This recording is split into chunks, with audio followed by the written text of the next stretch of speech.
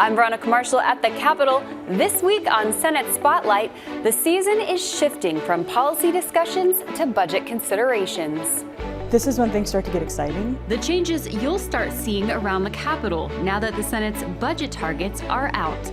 Plus, Minnesota's students are struggling. When we're talking about fentanyl in our schools, all of them, when we're talking about violence in our schools and weapons in our schools. They've lost that sense of belonging. They don't have a sense of purpose anymore. Senators share their plans to help students succeed. That's all coming up. Senate Spotlight is produced by the Minnesota Senate and Senate Media Services. The numbers are in. The Senate's budget targets for the next 4 years are now out. The document details how much money committees like Health and Human Services or Energy and Environment will receive over that time to fund their initiatives. This year's targets reflect the work that went into balancing the budget to avoid a deficit. Right now, the budget has a budgetary balance, money that is on the good side of the ledger of about $1.6 billion. But we also know it won't stay that way. In fiscal years 28 and 29, we get a projection, and that budget is out of balance by $2.4 billion. And that's the task that the Senate tackled, which was how do we establish balance over the 4-year budget horizon? Eric Nauman, a principal fiscal analyst with the Senate's Nonpartisan Council Research and Fiscal Analysis Office, was part of that process, providing technical advice and options to those in charge of setting the targets, the majority leader and chair of the Finance Committee. He says if these numbers are finalized and no unforeseen events impact the state's bottom line, we'll be in a good spot.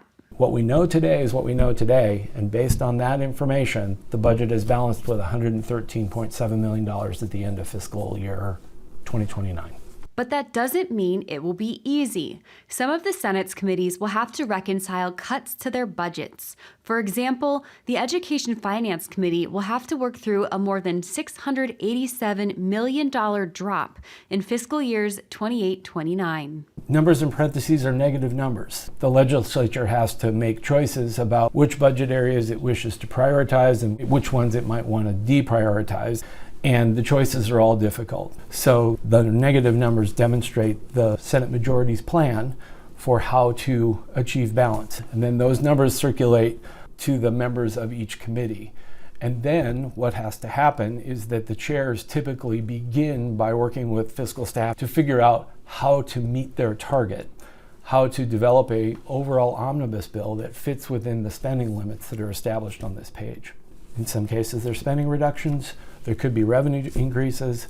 All of those options are available for committees to reconcile in the coming weeks. This is when things start to get exciting. This is when it's really worth paying attention to what's moving and what's not. Exciting and exhausting. That's when the long nights really start, and they've already had some long nights. Melissa Mapes is the Senate's engrossing secretary. All of the committee reports and budget bills go through her nonpartisan office before heading to the Finance Committee and Senate floor. Now that the budget targets are out, Mapes says the Senate's work will shift from policy committees to budget bills. We're going to have all-day finance meetings. We're going to have all day on the floor.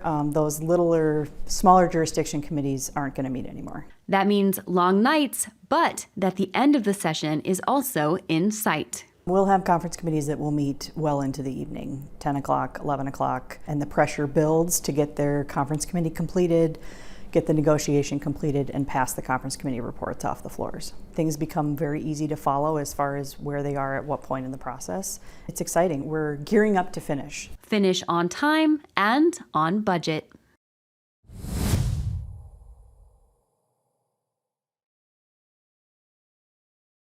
Education is known as the great equalizer. It can spur personal growth and allow people to contribute to their families, communities, and society by creating a skilled and knowledgeable workforce.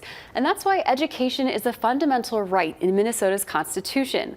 But supporting the state's students, teachers, and the education system itself takes work. With me now is a senator who is doing that work. As the ranking minority member of the Education Policy Committee, the mama bear herself, Republican Senator Julia Coleman. Senator, thank you for being here. Hey, thanks. Good to be back. Senator, one thing we know you've been following is the state's teacher shortage. How big of an issue is that, and what's causing it?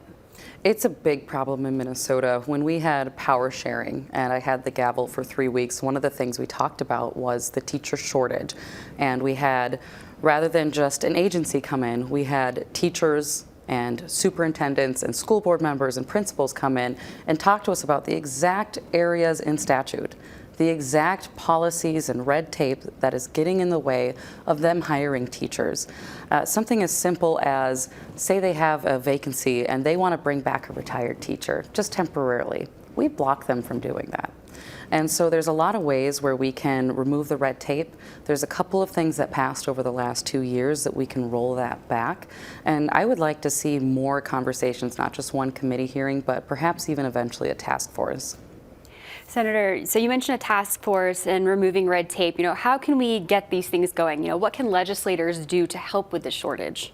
I think listening is a big one. So we've had hearings before, and I think Pellsby certainly serves a role in the state, but in another way, it also oversteps its bounds in the teacher shortage. And so what we need to do is actually listen to the boots on the ground. And that's what we attempted to do when we had the gavel and were able to actually hear from the teachers and the superintendents. And it almost started to sound like before they got up to the microphone, I could tell them exactly what they were going to say, because it started to be the same issues over and over. And my hope was, in having those 3 listening sessions when I was the chair of the committee, was that we would start to hear from the people that are most impacted by this, the principal desperately trying to fill a spot, a principal that has been finding creative solutions, and then we block them from actually making anything happen. And so that we can actually start to put forth policies that aren't coming from agencies but coming from people. And I did drop a bill today that seeks to address one of those issues with licensure and being able to renew it. And so I hope that we can create more pathways, easier pathways, while maintaining the quality that we expect in our classrooms. Speaking of pathways, you have a bill, Senate File 442, which is a skills path program, which hopes to create new pathways to help with other shortages, right? So talk me through that bill. It's a skills path program. Skills Path is something I've been working on for quite some time, and it's amazing. It's one of those ideas you have while you're campaigning, and then you realize how big of an undertaking it is as you go through the legislative process. And essentially what it does is direct the Department of Labor and the Department of Education to create clear pathways for students, much like we do with PSEO for college, but to skilled jobs. And I'm even looking to expanding that to emergency medical jobs, things like that, firefighters, police. And so it is sort of like PSEO for the trades. And I think that when I was in school, now that was a while ago, I'm in my 30s now, but the intention was very much everyone is expected to go to college. And even a generation later, in my siblings who are quite a bit younger than me, we're discovering is that's not the pathway for everybody. And in fact, our workforce suffered from that mentality. And we as lawmakers and then as educators need to do our best to make sure there are pathways into all sorts of options, because we can find people with 4-year degrees, but there's a wait list to get a pipe fitter, a plumber, an electrician to build a new house. And so my hope is that we can keep addressing some of the things we need to tweak in the bill. And every year I hear from more and more groups that we can perfect it. And gosh darn, I would really like to get that done before I'm done here. Yeah, you mentioned that you are hoping to even include more, programs like emergency skills. And we just had Senator Nelson on, and she has a bill exactly that. So you might have an ally there. Absolutely. No, I'm the daughter of a cop. My husband's a firefighter, and I can't believe I didn't think of it myself. So. Well, speaking of that, school safety is a concern, and it's one that you've talked about a lot. You have a bill out, Senate File 676, that asks for more transparency when it comes to violent incidents on school grounds. So talk me through what inspired you to write that. It was one of those meetings I just won't forget. This happened last session, and a St. Paul middle school teacher asked if I could sit down with her for a little bit. And what I heard, I didn't feel right. There are very few meetings where I struggle to get through the rest of the day because what I heard hit me so profoundly. And this middle school teacher in St. Paul was telling me that students were bringing weapons to school, joining gangs, having to witness fights daily, for their own safety, they're bringing weapons and joining gangs. Good kids that are just scared. And I couldn't imagine, one, being a student trying to learn in that environment, and two, being a parent who perhaps has no other means to send their children anywhere else, knowing that I'm sending my child into that environment every day. I mean, my heart just broke. And what that bill did, the reason she didn't speak out more was because she feared for her job. She was basically told, you speak up, you're fired. It puts teachers in the whistleblower protection so that they can talk, as long as they're protecting student data privacy, they can talk about what's going on in their schools. And then it puts an incident reporting in there. If violence occurs, if a weapon is brought to school, parents need to be notified. And that sounds like an unfunded mandate, but I'll tell you why it's not. Because when I was sitting in the hearing for that bill, while I was giving my testimony, I quick looked at my phone and I had 3 messages from my kids' school. Don't forget to pack snow boots on Friday. COVID's going around, and oh, don't forget next week we have this event at school. I mean, it's very easy now with modern technology to send out notifications at no cost. So I think as long as we are protecting our teachers and doing our part to keep parents informed, we're going to want to see more public outrage on this, and that we are able to get more lawmakers interested in addressing this as a result of the sunlight. Yeah, parents are partners in this process, right? Absolutely. Are there other school safety concerns that you've heard from constituents that are being addressed by bills this session? You know, I just came from committee and we actually heard about how prevalent fentanyl is in our schools. And it's amazing how much our school environments have changed just since I was there. I graduated in 2010 from high school. And you know, we're talking about kids being able to carry Narcan around and administer it. And I understand the need, and then at the same time, my heart breaks that that's even an option. And so we do have a bill addressing that. It was a Seeberger bill. But I looked at my chair, and Cwodzinski and I get along very, very well. And every interim, we get together over a coffee or a more entertaining beverage and talk about what we want to accomplish together. And I said, we need to accomplish the student experience. When we're talking about fentanyl in our schools, all of them, when we're talking about violence in our schools and weapons in our schools, we need to get together in the interim and come forward with a student experience package, because I don't know how you can focus in class with that around you. Absolutely. And I love that you guys are working together like that. You know, not all committees are like that, so I love that, especially on a topic like this. Right. Senator, another thing that you've pushed for this session is special education funding. You have Senate File 1819, which has to do with the special education cross-subsidy bill, which would increase the amount of special education aid paid for by the state. So talk to me about, you know, what this bill is addressing, like the need for it, and what its chances of passing are, considering the financial situation we find ourselves in. It's unfortunate that we are talking about cutting things like education and human services because of going from a surplus to a deficit in, well, they say 2 years, but actually it was one budget session, so a few months. Those are the last areas that we should be cutting from. And I don't think our students, our school districts, our seniors, our nursing homes should be the ones that have to pay the price for this. I do know that when I go and listen to my school districts, that they talk about the special education cross-subsidy. And this is something that we tried flagging when our coffers were full. This is something that we need to address, particularly now with the deficit here and what's going on in DC. We need to make sure that these unfunded mandates are actually getting some funding, and that things like special education are not going to be cut. Now, I know that when we talk about ending the Department of Ed federally, we know that that's getting moved to HHS, so special ed is going to be okay. But what's going to happen here statewide, I mean, that's a sticky subject for our schools, and they don't even know how to plan their budget. As you know, we don't have budget targets yet ourselves. So I'm hoping that something like this will get passed. Gosh, I don't know what's going to happen this session yet. I don't think any of us do. All right. Senator, are there any final thoughts you'd like to share? Yeah, you know, I just want to make sure that we are working together. We have 201 legislators in the state. 100 are Republicans, 101 are Democrats. We have never been this divided before. And we have the opportunity to hit each other and try to score political points and place blame and, you know, take this all the way to a shutdown. Or we have the opportunity to really listen to the people of Minnesota. And that's what I attempted to do when I held the gavel for 3 weeks, was to listen to the people of Minnesota. And I hope that it's those voices that are reflected when we move forward with our budget, when we move forward with our policies, and how we conduct ourselves here. Senator, thank you so much for your time. Appreciate it. When it comes to the well-being of its children, Minnesota is excelling in some areas. According to the latest Annie E. Casey Foundation report, we rank 6th in the nation when it comes to children's economic well-being and 7th when it comes to their health, family, and community. But when it comes to education, we've slipped to 19th place. The report finds while the state is seeing success in getting more young children in school, 4th graders are less proficient in reading, 8th graders are less proficient in math, and fewer high schoolers are graduating on time.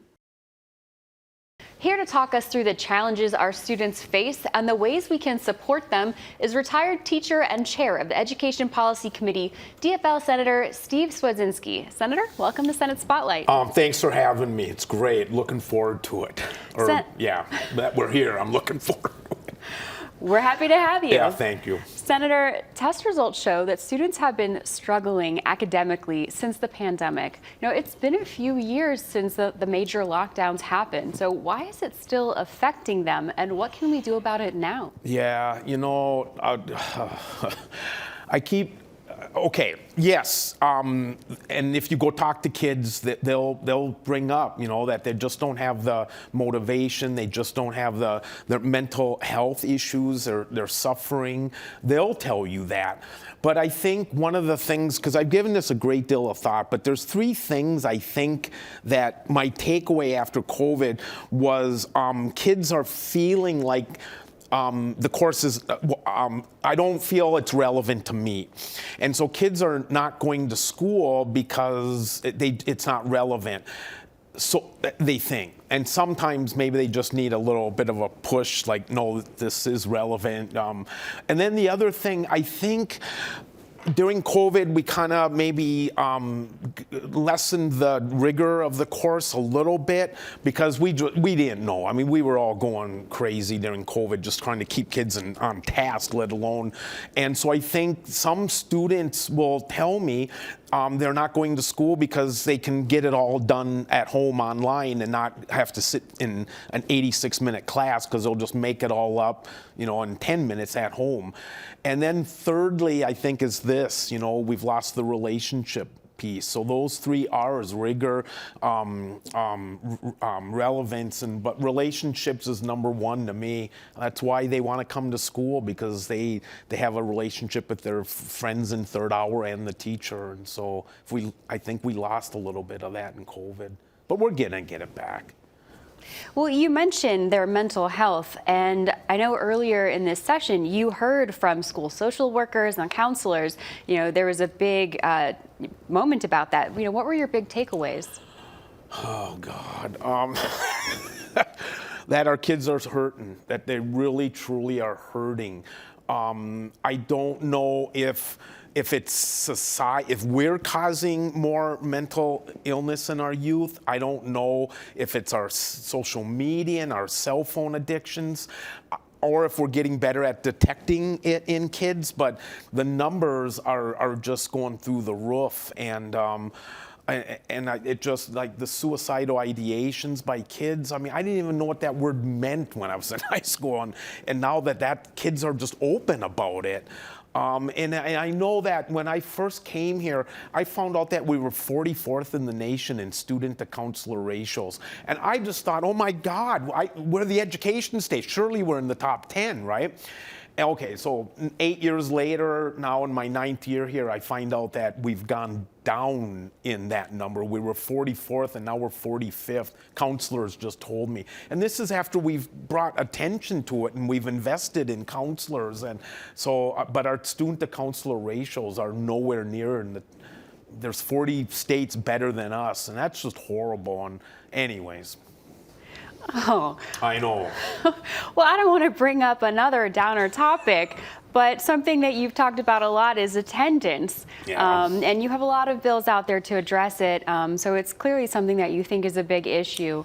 Talk to me about how big of a problem it is and how your bills hope to address that. Yeah, you know, I think if kids have a sense of purpose, We all, if we don't have a sense of purpose, it's hard to get out of bed in the morning. So I think our kids need to have a sense of purpose. And I'd love it if all the principals out there, I don't know what camera I'm looking at, but all the principals out there, if on the first day of school, you have this assembly and you say to everybody in the all the kids that are in the stands, all of you that are on the football team, come on down. All of you that are in choir, come on down. All of you that are in debate and mock trial and speech and theater and hockey and gymnastics, come on down to the floor. And after he or she is done naming all the extracurricular opportunities to all the kids that are still up there, find a group, join something. And I just almost finished reading a book called Bowling Alone. And it's all about how our society has stopped joining things. And I think that's another reason our kids, so many kids are hurting, because they don't belong. They've lost that sense of belonging. They don't have a sense of purpose anymore. And back to my initial point about relationships, we can all do better, because I think, that's why we're on the planet Earth, is to have friends and relationships and interact with our species. Well, I know one way that, kids these days like to interact with each other is, for better or ill, is through social media and their cell phones, which is another thing that you've been focused on. And I know that you had a survey out to the school districts of the state, thanks for knowing that.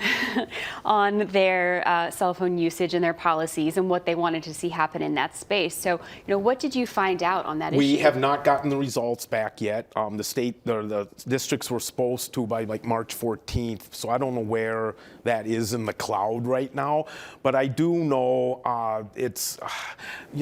part of me wants to allow each school district to do it, local control, but part of me thinks if the districts aren't doing anything, do we need to mandate that we do something? And I don't know what that something is, but when you go visit schools that have cell phone policies, I would ask all my colleagues on both sides of the aisle, if you have an opportunity to go to a school that has a no cell phone policy during lunch, watch the kids, because they're doing this at lunch and they're not doing this at lunch. And because I know there's one school district in my district, one school in my district that has a no cell phone policy, and during their lunch hour, the kids are laughing and chatting and talking and being kids. And it's nice to see. They should have a hidden camera, or a hidden, a wind mirror. What are they called? A two-way mirror? Yeah, they should have a two-way mirror and have all the adults come and see how kids are. Anyway, so yeah, but the cell phone, it's a problem. Sounds like a great opportunity for a study. Yeah, and that's what we were hoping to get from all the school districts, and we can start compiling it and see where we're at and maybe, who knows what we'll do. But most of us, and one of the things that people always say that are opposed to having a policy is, what if there's an emergency? How am I going to call my mom and tell her how much I love her? How will I contact my siblings and say, there's an active shooter, I just want to let you know I love you? And my comment to that is, you got to pay attention to the adult in the room. If there is really something horrific happening in the school and 30 kids are doing this on their cell phones and not paying attention to the adult in the room, that could be a bigger problem than being able to telling your loved ones that you care about them, and things you should probably say more than before an active shooter shows up. Sorry, I digressed. Broadening out to a wider view, there are concerns that what's happening on a federal level will impact students here. So can you take me through, how the Minnesota Department of Education interacts with the federal Department of Education and what changes there will impact students here? Well, I don't know if this is going to answer your question necessarily, but about 10% of the education budget, which is about 40% of the state budget, that 10% comes right from the federal government, predominantly for things like Title I and special education and nutrition programs. So if the federal Department of Education goes away, and I don't really, I don't like when we use the word bureaucracy. We got to get rid of the bureaucracy, because these are human beings. We're not talking about nameless, faceless people or things, non-entities. They're human beings. And so when we say we got to get rid of the bureaucracy, we're talking about members of our species. And so but nonetheless, the state of Minnesota relies about 10% of our budget for funding for our school districts from the federal government. So if they cut that 10%, that money's people are going to have to take a hit, and it's the most vulnerable of us that will have to take that hit, because most of the federal money, like I said, goes for nutrition programs and special education programs, and Title I for low-income families. And so, that 10%, I don't know, we don't have the money to come up with that 10% to fill that gap. And so I gained a lot of admiration and respect recently for all our finance directors for our schools, because the number of balls they have in the air right now, it's unbelievable. And so anyways, yeah, it's a work in progress, believe me. So we're just lucky to have Mary Kunish as chair of the Ed Finance Committee, and a lot of people at the Department of Education that are very smart people. So we'll get through this. Is there anything that you could say to the parents or guardians or students themselves who are feeling anxious about what they're hearing? Oh, God. Have faith in your kids and your elected officials. It's trying times right now. I don't know why I keep looking over there. It's trying times right now. I know that after in April 1775, Thomas Paine said, "These are the times that try men's souls," and because it was a very tumultuous period, and I kind of remind myself of that now. I think we're living in a very unprecedented times with the Trump administration trying to balance the national debt and trying to figure out what he believes is best for our federal departments and agencies, and the impact it's having on our states is real. And our kids are whenever I hear somebody say, we got to get rid of the Department of Education, what kind of message does that send to a 11th grade girl or a 6th grade boy that, Mom, Dad, why does the President of the United States want to get rid of the agency that's responsible for me as a kid in school? So I don't think I answered your question, did I? No, I think you did. Okay. Is there anything else you'd like to say? No, just again, I don't why I keep looking over there. Have hope, have faith. We've been through tough times before, and regardless of your politics, just try to be kind to people and realize your teachers are working very, very hard, and your administrators and bus drivers and everybody in education is working really, really hard to try to get your kid from here in kindergarten to here when they reach over for that high school diploma. And so I just, we're very lucky in Minnesota to have all those hardworking people in our schools. All right, Senator, thank you so much for your time. Thank you for having me. It was a pleasure. If you have feedback on the federal government's changes to education that you'd like to share with the Minnesota Department of Education, there's an easy way to do that. MDE has a survey on their website. That's all the time we have today. Thank you for joining us, and see you next time.